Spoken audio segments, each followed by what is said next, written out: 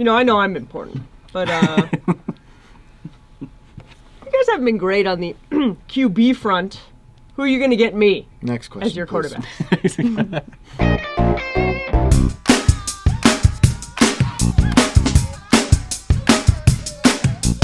Welcome to the Sports Office. I am Ryan Greene. This is Michael Spencer. This is Romi Bean, and we were all born in January, actually. Yeah. If you didn't know. Actually, when you're watching this, she'll be turning what, 25, 26? Sure, yeah. Hey, happy birthday, Romi! Happy birthday, Romi!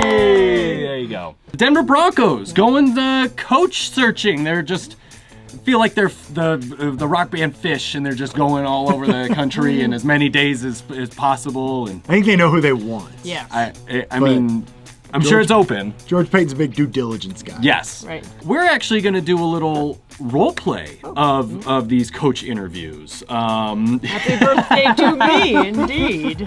In this instance, Romi, I'm going to hand you the tie. You are going to be one of the 10 coaching candidates. Here's the Broncos hat. Okay. You're going to be the organization. All right. However, instead of you interviewing the coach, the team interviewing the coach is going to interview the team. Oh. All right, Romi? So you have 3 questions to ask these Denver Broncos as to why they should be the team you coach. Cool? Is that all right with you? Yeah. All right.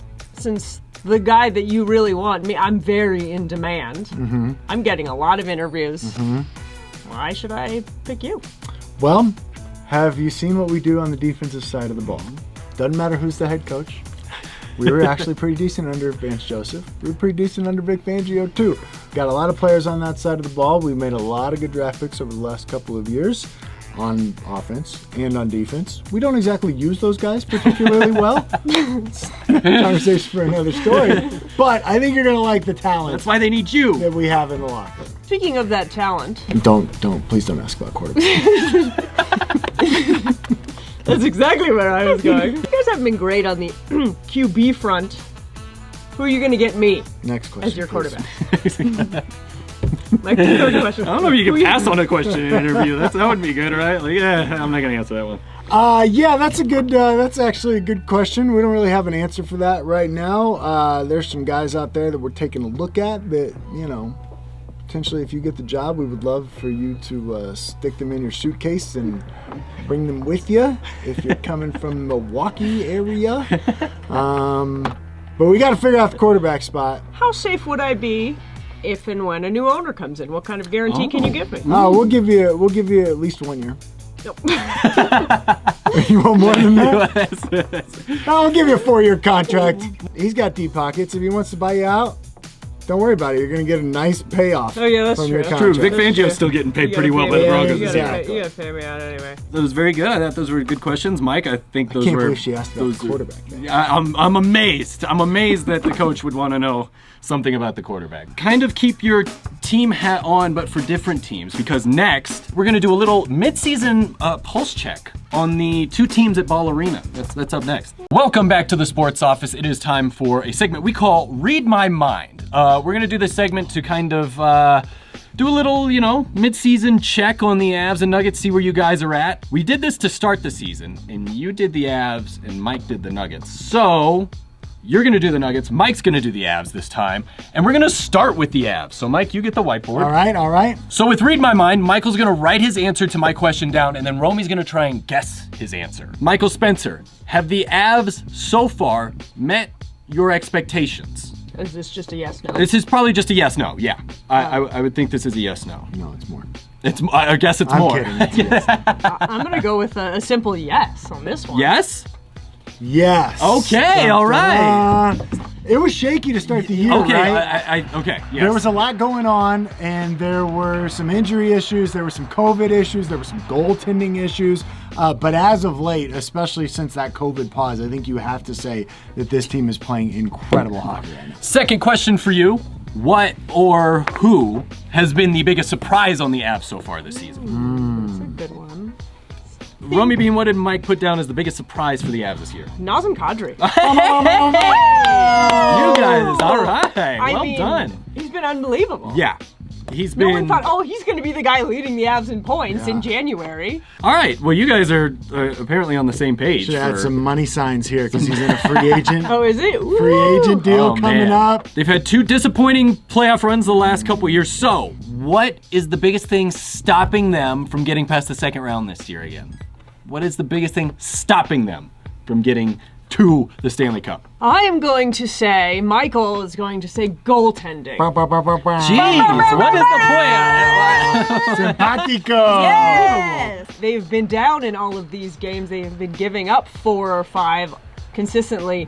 In the playoffs, you're not going to be scoring as much as you are. Everybody knows that. So, lock it up. An honorable mention to health. That was where I was going to go next. Because that's been their kind of their downfall the past 2 years. It was a big, question mark at the beginning of the season. They were really hurt. They look healthy now, but it's like, can you make it to win Gotta the stay match? healthy. I made the point the other day. I'm almost worried that they're playing too well right now in the regular season. Like I want them to save some of this for when the playoffs begin. I get that. All right, let's move to the Nuggets. We'll give 3 for 3! That was pretty good. I got pressure now. Now it's. That was great. I'm gonna ask the same question as the Avs. Have the Nuggets met your expectations so far this year?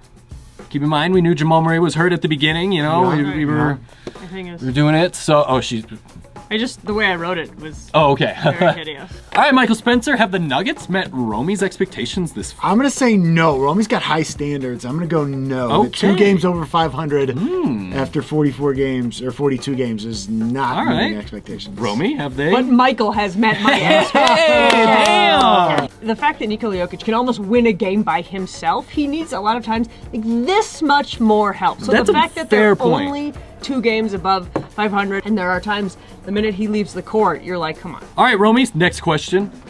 This was, I think, the same question as the Avs one. Who's been the biggest surprise for the Nuggets this year so far? And I guess, I don't know any. Oh. I mean, it could be a non-player, to be honest. There's a few non-players. That's what I was going to say. Michael, who has been Romi's biggest surprise on the Nuggets so far? This was tough. I'm gonna go Bones Highland. It's getting big! Oh my gosh, this is unreal! I didn't even expect Bones to get much playing time, but That's the fair. fact Nuggets That's didn't fair. expect Bones to Yeah. get much playing time. One, the way he won Michael Malone's heart over and earned all that playing time, remarkable for a rookie. But no, he really has a lot of times he's been a difference. He's been a spark plug. He has, a couple games ago, he had the game high in points off the bench. Oh, he looked so good in that game. I mean, and you can tell he's just always working. He's getting better. That dude has so much confidence too. He great. oozes Especially confidence. at Ball Arena. Yes. If he makes 1-3, the crowd is already in it, and then it's a Bones game after that. I love his game. Different last question than with the Avs. What seed do the Nuggets have at the end of the year in the playoffs? What is their playoff seed? They're currently in 6th. Can they go 6 for 6 reading each other's minds? This one. This one's tough. This one would be tough. So I apologize if I ruined it. I'm gonna say that she has them 4th. No! I wanted to go 5th. You should have gone.